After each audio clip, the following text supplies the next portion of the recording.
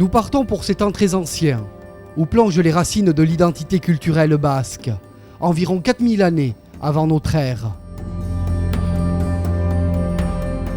Après de profonds changements de mentalité et de croyances, les premiers bergers vont construire des monuments funéraires faits pour durer, comme les dolmens et les cromlechs.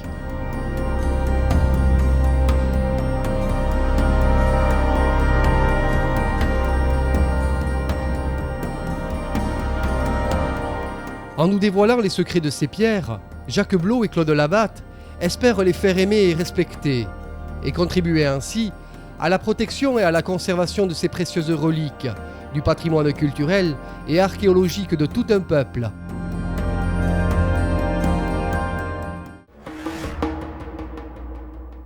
Dès le néolithique, l'inhumation des cadavres va être pratiquée dans les grottes et les dolmens.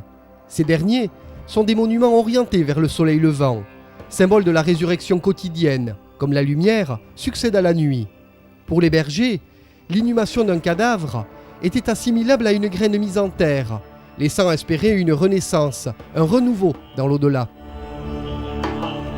Le dolmen est un monument à inhumation, un monument funéraire.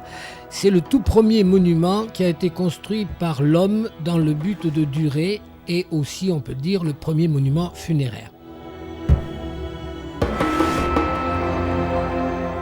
C'est un monument qui est apparu aux environs de 4000, 5000 avant Jésus-Christ. Et pour le Pays Basque, à peu près 4000 ans, les tout premiers dolmens sont apparus aussi. Car le Pays Basque, s'il était, disons, un pays avec une ethnie et un langage bien particulier, n'était pas du tout en dehors des courants de l'Europe. Et donc, il bénéficiait des nouveaux rites qui imprégnaient l'Europe, l'inhumation en dolmen, et plus tard, ce sera l'incinération en cromlech, comme nous le verrons.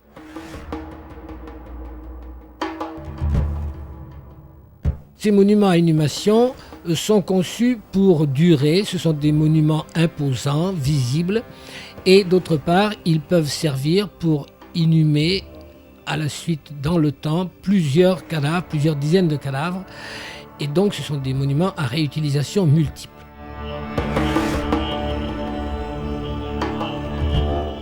Quelle est l'architecture d'un dolmen ? Eh bien, disons que si sa taille et ses dimensions varient en fonction de l'altitude, le plan de base est à peu près toujours le même. Il s'agit d'une boîte en pierre dans laquelle sont entassés les cadavres. Alors, cette boîte est formée de 4 dalles verticales, disons dans le plan le plus simple, dont une dalle de chevet qui est à l'ouest et une dalle à l'entrée qui est à l'est et en général plus petite, ce qui fait que l'on pouvait faire pénétrer les cadavres successivement par le jour laissé par cette dalle plus petite que les autres, entre elle et le toit du dolmen qui bien sûr était le couvercle qui recouvrait cette tombe à inhumation. Nous sommes ici sur un monument typique de la montagne basse. C'est un dolmen de montagne situé sur un replat à flanc de montagne, inséré dans un tumulus pierreux qui maintient les dalles de la chambre funéraire en place. Celle-ci est orientée plein est, c'est-à-dire vers le soleil levant, avec l'allusion au lever du soleil chaque matin qui est un symbole un peu de résurrection, avec la dalle de chevet triangulaire qui permet aux dalles latérales d'être légèrement inclinées à l'intérieur et ceci empêche l'éversement des dalles vers l'extérieur. Et il est modeste dans ses dimensions puisque nous sommes en montagne, il y a peu de pratiquants si j'ose dire. Et ces dimensions, on les voit ici et elles étaient continuées. Il y avait une autre dalle ici et une autre dalle là. Autrement dit, 4 dalles latérales, une dalle de chevet et une dalle antérieure, en général plus petite, qui permettait et l'introduction des corps au cours des temps, puisque c'est une tombe à inhumation à répétition, et qui permettait la pénétration symbolique du soleil, puisque, là encore, on pense que le symbole de la résurrection avait probablement cours. Il est évident qu'ici manque la dalle de couverture, qui était derrière moi, mais qui a disparu, parce que c'est la première pierre qui disparaît, soit du fait des intempéries, soit du fait de l'action humaine.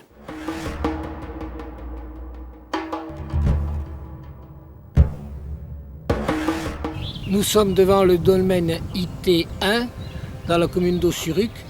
C'est le plus grand dolmen du Pays Basque Nord et il est particulièrement imposant par la dimension des chambres funéraires, orientées comme toujours à l'est, par l'importance des dalles qui le constituent, en particulier la dalle de couverture qui, maintenant rompue, faisait quand même 13 tonnes à l'origine.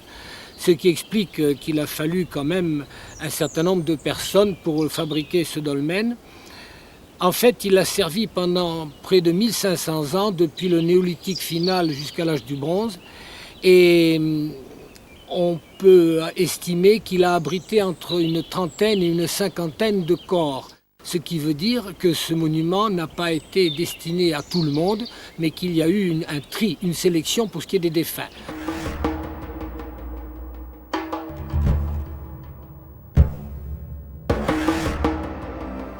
Dans les dolmens, les compagnons des défunts abandonnaient assez souvent des objets tels par exemple des pointes de flèches en pierre ou en bronze, des céramiques du type poterie, vase polypode biconique de type aquitain, dont nous avons un très bel exemplaire qui est parmi le plus beau trouvé en Aquitaine et que l'on peut admirer au musée basque.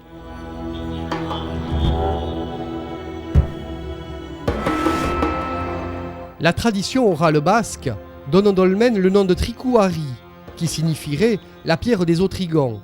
De vieux récits racontent comment le peuple des gentils disparut à l'arrivée du christianisme en s'enterrant sous un dolmen. Mais la construction de ces monuments est attribuée aux Maïrous. Nous voici donc au dolmen de Mendive. On peut se poser la question de savoir quelle est l'origine de cette construction. Bien entendu, les archéologues peuvent répondre, mais il y a d'autres origines qui peuvent être abordées, en particulier l'origine légendaire.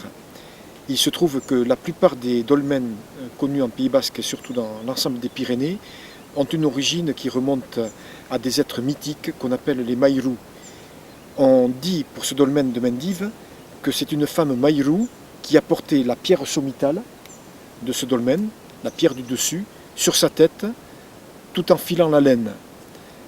Cette origine-là, qui est vraiment une origine qui plonge dans la légende, est intéressante parce que sur l'ensemble des Pyrénées, on connaît un grand nombre de dolmens qui s'appellent Casa Moros, Maïrou Etche, c'est-à-dire la maison des morts ou la maison des Maïrous. Ce qui veut bien dire qu'il y a un fond commun de légende sur tous ces mégalithes qui veut dire ceci, c'est que ça remonte à une époque très ancienne. Les Maïrous sont des gens qui vivaient avant les Basques actuels d'après les légendes, et on fait remonter donc l'origine de ces mégalithes à cette époque-là où vivait un peuple mythique qui serait à l'origine du peuple basque aujourd'hui. Ça fait donc remonter ces mégalithes à une époque très très ancienne. Ce qui est très intéressant, c'est de voir également que dans la mentalité populaire des gens, ces mégalithes-là étaient attribués donc à une époque très ancienne, et comme on ne savait pas trop le dire avec des termes scientifiques, on disait ça remonte à Charlemagne, ou peut-être même plus avant, à l'époque de Napoléon. C'est une manière donc très, très spéciale de raconter l'origine de ces dolmens.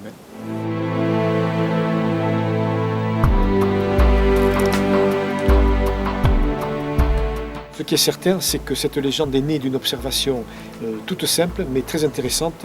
C'est que les pierres de la base du dolmen sont d'une certaine couleur et la pierre sommitale est d'une autre couleur.